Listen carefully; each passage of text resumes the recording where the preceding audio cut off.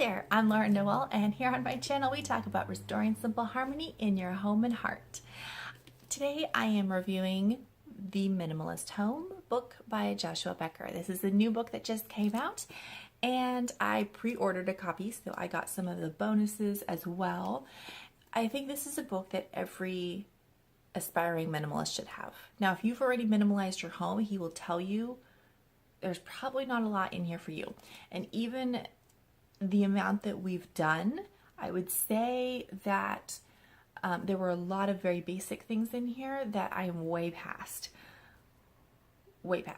But there's also a lot of really good nuggets that I still got out of this. He tells his story, of course, which I have heard 100 times before. If you're familiar with this blog, a lot of the stuff you may have already read, but I like the way that he laid it out step by step.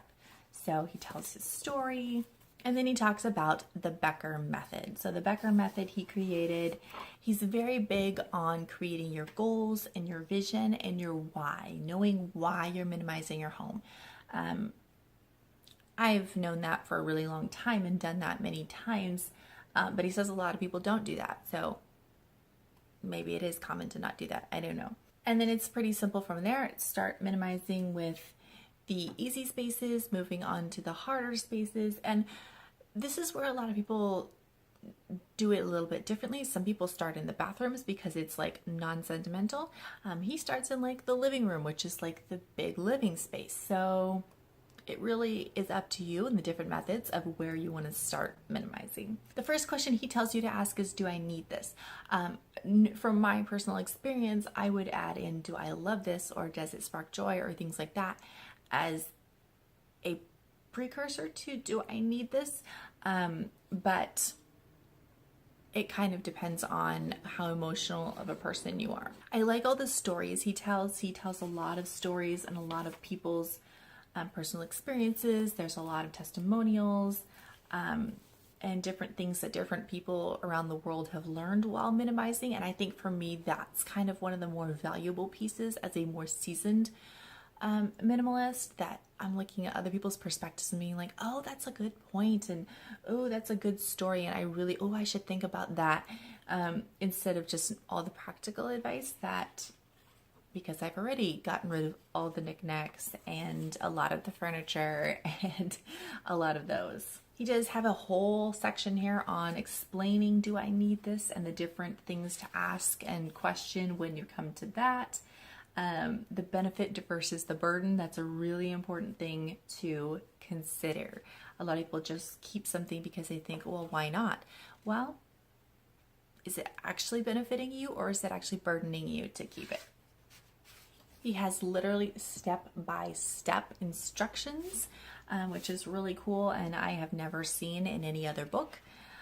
So that is really neat that he kind of has the philosophical and the story and the practical advice. I really enjoy this book because of all the different pieces that are in it.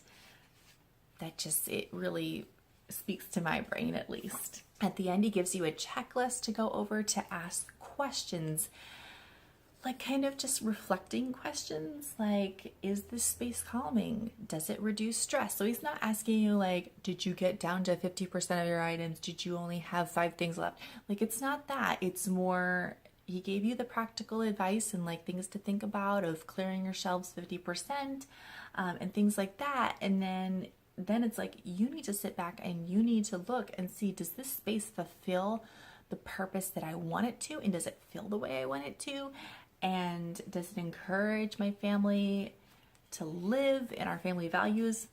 It's good stuff. It's deep, deep stuff. The bedrooms, I've already minimized our bedrooms, so there wasn't a whole lot in here that really spoke to me, but I really liked his idea that items can give you a service. They can have beauty or meaning. And so that kind of makes you think, oh, it doesn't have to just be, does this thing serve me? How does it serve me? Does it serve me by being a beautiful piece that sparks joy? Does it serve me by having precious meaning and memories? Does it serve me as a tool? Like, there's different categories of things. The thing that really hit me with this book was actually the iconic wardrobe. I have done Project 333, Minimalist Wardrobe, all of that. I have never heard of an iconic capsule wardrobe, and now I want one, like today. So I've heard of uniforms, but I'd never really read a lot of articles about it or anything. And so as I was digging into his research on iconic capsule wardrobes and uniforms, I'm like, oh my gosh, I need one of those, like yesterday. So that's something that I'm super inspired about. But clothes, I really don't have a lot of clothes, so decluttering that was not a big deal. Bathrooms and laundry room is pretty basic. I did another clean sweep of my bathroom and got rid of an entire trash bag of stuff. How does one have all this stuff? It's really crazy. Then the kitchen and the dining room, he had some really good points about kitchen clutter. I've already done our kitchens. It was just kind of like, oh yeah, that's a great point, and really good information. It just didn't really apply to me. The home office, I still need to minimize our home office, so I will be going through that again. Paper is a huge issue for me. I've kept writing manuscripts from childhood and seminars I did years ago and notes and letters, and I have a really hard time with that. My digital clutter is also pretty bad, and I need to work on that as well. So I have to reread that chapter again because that one is going to be really meaty for me. And then he goes on to the storage, hobby, and toy room. Toy room is always a fight for us. I keep going back and it is the hard one when you have a little tornado. But he talks really good information there. Then it's the garage and yard. We don't have a garage, but I was thinking about the yard. We don't have a ton in our yard, but we do have stuff kind of everywhere. One of the things that really struck me here is he has an alternatives to owning section here. And he talks about how we kind of just stockpile stuff because we think that we need to own everything. Whereas in years past, people used to borrow from people. They used, you can hire somebody to do something, or you can rent a certain machine, You don't have to own everything. And that's something that's just, it's changed in our mindset. So I really appreciated that. There is then a maintenance guide here in the back that just kind of talks about daily, weekly, and yearly things to think about and times of years to declutter, like spring cleaning and Christmas and all these things. Then there's a future. It talks about downsizing your home. We've already downsized, but there's some really good research and information here to think about, comparing and moving forward. And then a whole thing on dreaming and like what could minimizing mean for you? Like what could this do? Like what kind of goals and dreams, and just making it meaningful, making it matter, not just getting rid of your stuff. So the benefits and going forward, like don't just stop here. Like don't make minimalism your big dream in life. Like have a bigger dream. And that's something I've also been pondering a lot. So the Minimalist Home, I think, is a must have. This is part of my curated bookshelf. This will be with me. Like this is super important. You can get it on Kindle. I like to highlight and, mark up my books. So I wanted the physical copy, and some people say they, read the physical copy and donated it to library. Well, I'm keeping this one. On my cultivated, curated bookshelf, this is an ideal that I am working towards and that I believe in and that is important to me.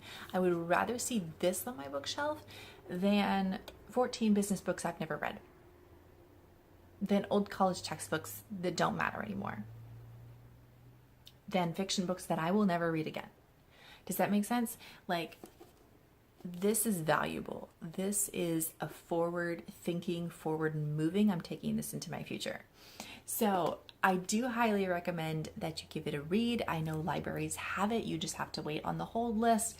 If that's the way you want to do it, go for it. It is highly, highly important. If you want to declutter and be serious about decluttering, this book is going to help you get there. So I am a huge fan.